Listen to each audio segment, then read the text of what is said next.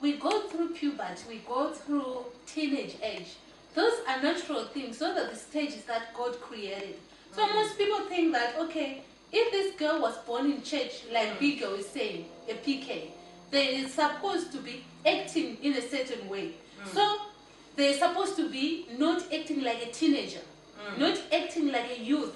But those are the stages that we go through that prepares us to be adults. Yeah. So the world doesn't understand. Talking about church girl gone wild. If I wear a trousers, a tight pants, did I go wild? If I go party, did I go wild? At the end of the day, we are saved by grace.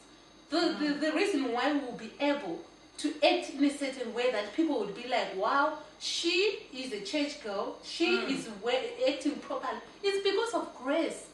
And everyone else can have that grace. So these are the things that we are going to talk about. That did we actually go wild or not?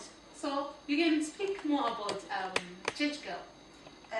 You know, when Jesus used to speak in the word, when he spoke to people that didn't know him, he used parables. And as I do scripture reference, which is John 4, where he would meet the Samaritan woman. This was a typical church girl that knew how to worship God, that had a certain idea of how God actually wanted to be worshipped.